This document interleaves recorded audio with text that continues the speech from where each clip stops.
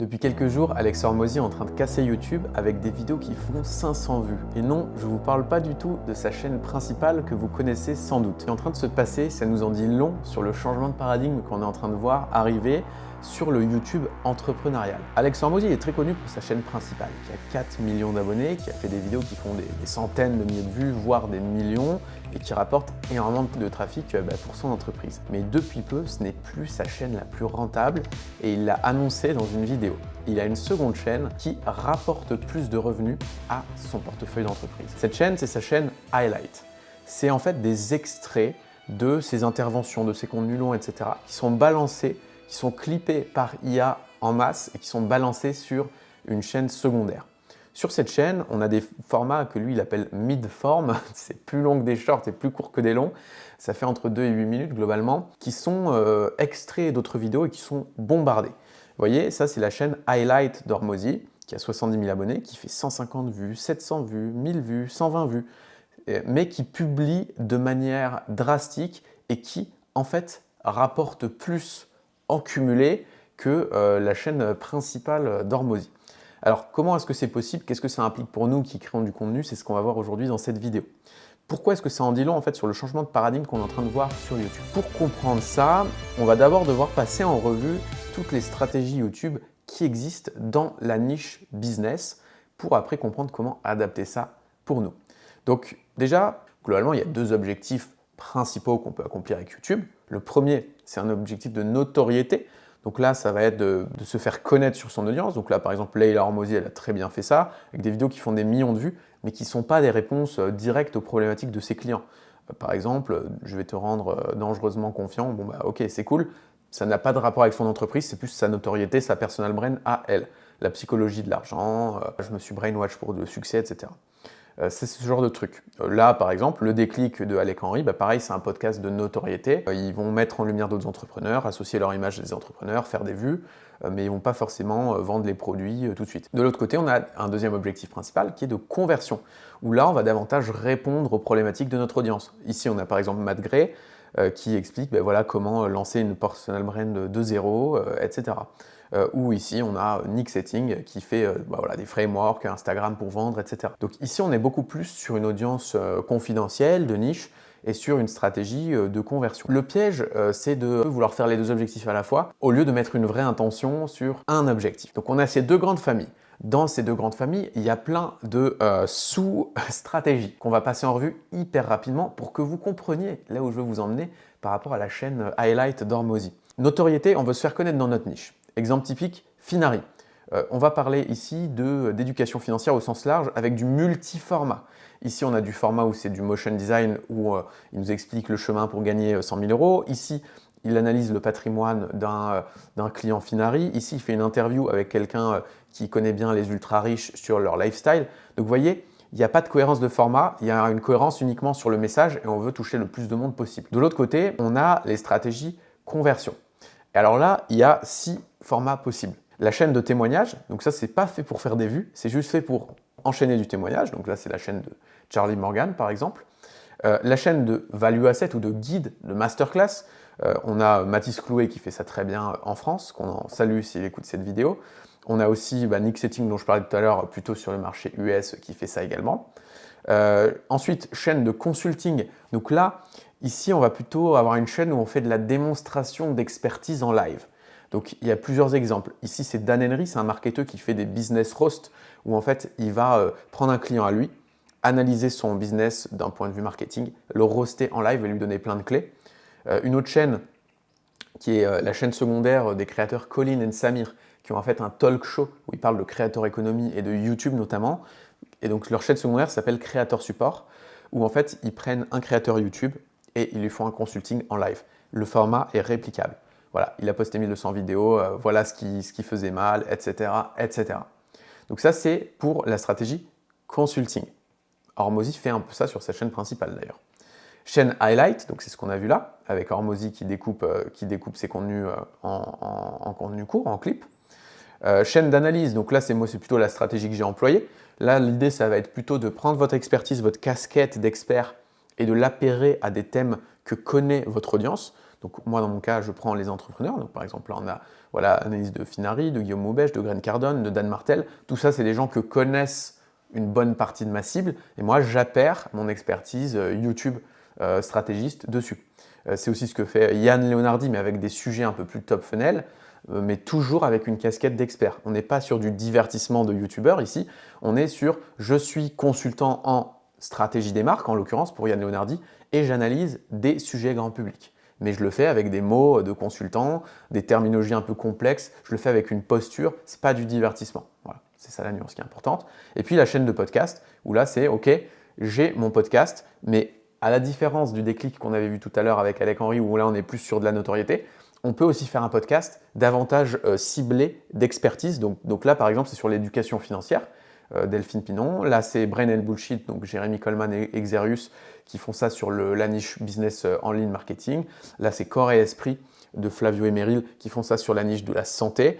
Et en fait, dans une chaîne podcast plutôt conversion, l'intervieweur a une posture également d'expert et de participant. C'est pas juste un intervieweur qui pose des questions, c'est un spécialiste qui mène une conversation, qui prend part aussi à la conversation. Ce qu'il faut comprendre pour comprendre aussi la logique Hormozi Highlight, c'est que dans tous ces archétypes-là qu'on a vu de chaînes, en fait, il y a des chaînes plutôt YouTube natifs. Donc ça veut dire que l'objectif, c'est que les gens nous découvrent sur YouTube. C'est exactement le cas de la chaîne Analyse, par exemple, que je fais moi, ou que Yann Leonardi fait, comme on l'a vu juste avant.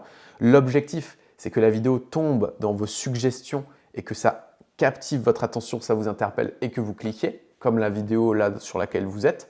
Et puis, il y a aussi des chaînes un peu plus YouTube natives en mode bibliothèque, où là, l'objectif, c'est que quelqu'un tape une requête, comment créer un site internet, comment créer un agent IA 2.0, et qui tombe sur votre tutoriel.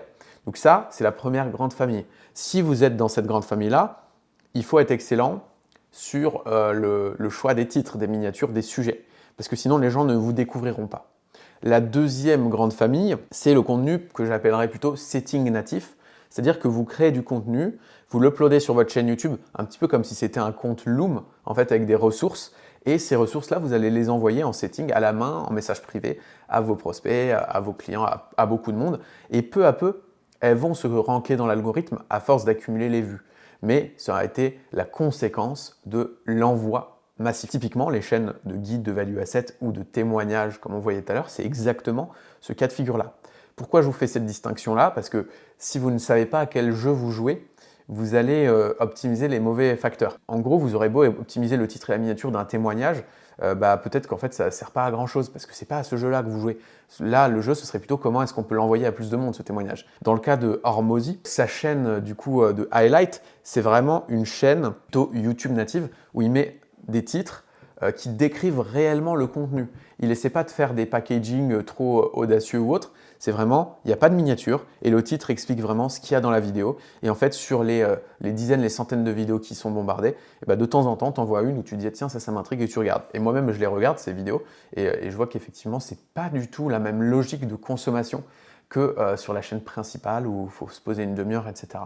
Là, ça vient beaucoup plus s'ancrer dans le quotidien. Tout ça pour en venir à cet élément-là. C'est pas un hasard si Alex Hormozi a créé une nouvelle chaîne pour mettre ses contenus à highlight. La tendance qu'on observe là, en ce moment, c'est une chaîne égale une fonctionnalité, une feature. Une chaîne égale un format. Concrètement, Hormozi, il a sa chaîne principale avec ses formats longs et puis il a sa chaîne highlight.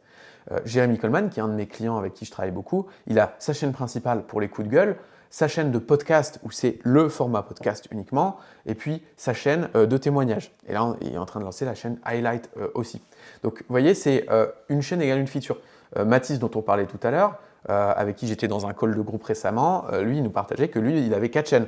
Une chaîne avec les value assets, avec les guides, chaîne principale, une chaîne avec les témoignages, une chaîne avec les interviews en mode podcast, et une chaîne avec le format RAW, donc là, c'est plus contenu sur le pouce. L'objectif, c'est que quand quelqu'un s'abonne à une chaîne, il retrouve ce pourquoi il s'est abonné sur cette chaîne encore et encore. Et l'effet de bord de cette stratégie une chaîne égale une feature, c'est qu'au fur et à mesure que vous accumulez les chaînes, en fait, vous augmentez la possibilité d'avoir vos vidéos recommandées dans la page d'accueil YouTube de vos prospects.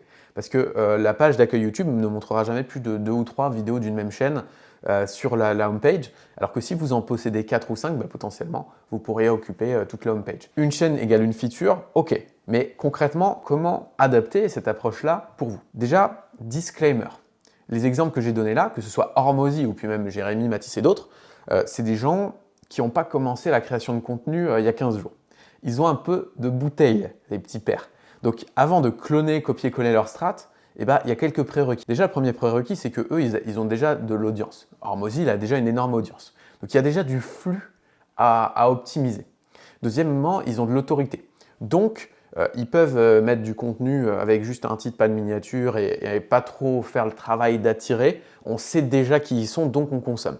Si vous n'avez pas encore d'autorité sur votre marché, faire une chaîne highlight, peut-être que c'est trop tôt. Et troisièmement, ils ont du volume de contenu pour donner naissance à de la chaîne highlight. Si vous postez une vidéo de 10 minutes tous les 15 jours, ça va être insuffisant. Hormozy, il fait de la création de contenu toute la journée, en fait. Donc du coup, il y a un potentiel infini de déclinaison. Si vous n'avez pas ces trois leviers-là, peut-être que copier-coller leur strat, c'est pas la bonne idée. Par contre, il y a des étapes qui vont permettre d'aller jusque là-bas. La première, c'est choisir votre jeu. Est-ce que vous jouez à un jeu de notoriété ou de conversion? Est-ce que vous êtes sur du contenu YouTube natif ou setting natif? Est-ce que vous faites beaucoup de setting ou est-ce qu'il faut que votre contenu soit découvert? Exemple, moi, je fais quasiment pas de setting, donc je veux que mon contenu soit YouTube natif. Donc je pense mes titres, mes miniatures, etc. pour qu'on me découvre via YouTube. Et les gens me découvrent, regardent les vidéos, prennent des calls via YouTube uniquement. Et moi, je ne fais rien d'autre. Donc ça, c'est cool. Ça, c'est la première question à vous poser. Ensuite, choisissez votre stratégie principale. On va essayer de ne pas trop se disperser. C'est quoi le format qui va le mieux capitaliser sur vos envies, vos unfair advantage, votre réseau, votre capacité d'élocution, etc. Vous en prenez un et on va en faire marcher déjà un. Moi, j'ai choisi les analyses, par exemple. Mais c'est pas obligé. Vous pouvez faire le podcast. Vous pouvez en fait en choisir un et le faire bien. Ensuite, vous faites marcher une chaîne bien. Puis une fois qu'elle marche, donc qu'est-ce que ça veut dire qu'elle marche? C'est-à-dire que vous avez un nombre de vues et de leads générés qui est à peu près stable à chaque fois que vous publiez et que vous avez un peu de traction. Là, se pose la question de pourquoi pas lancer une deuxième chaîne pour une deuxième feature. Moi, j'ai fait l'erreur de mélanger les formats sur une même chaîne. En fait, on s'aperçoit qu'une fois que les gens sont abonnés pour une raison, ils ne vont pas toujours suivre sur d'autres formats ou autres, parce qu'ils ne se sont pas abonnés pour ça, sur cette chaîne-là. Ça ne veut pas dire qu'ils ne regarderaient pas ce format-là peut-être ailleurs sur une autre chaîne, mais voilà, c'est important d'avoir cette distinction-là. Donc ensuite, on peut se poser la question de lancer une seconde chaîne. Dans mon cas, ça peut être la chaîne témoignage par exemple. Si vous ne me connaissez pas, je m'appelle Baptiste et j'aide des entrepreneurs à structurer des stratégies YouTube orientées conversion pour justement générer du lead et ajouter du chiffre d'affaires à l'entreprise. Si vous voulez de l'aide pour le faire, il y aura un lien en dessous. Vous pourrez prendre rendez-vous avec moi en one-one pour qu'on challenge votre stratégie et moi je vous dirai si je peux vous aider ou non. Vous ajoutez une nouvelle chaîne par feature et enfin, la cerise sur le gâteau, une fois que vous avez du volume, de l'autorité, que vous êtes écouté, bam, strat de clipping massif. Et ça, aujourd'hui, il y a Claude Code. Donc ça se fait de plus en plus facilement. Concrètement, vous pouvez avoir une skills Claude Code qui prend le lien d'une vidéo longue, qui identifie les passages à couper, qui exporte la vidéo courte, qui la publie toute seule, qui fait le titre, qui fait la miniature tout seul. Ça, c'est possible. Chez Jérémy Coleman, c'est ce qu'il y a en place, par exemple. Moi, je suis en train de développer aussi ce genre de skills.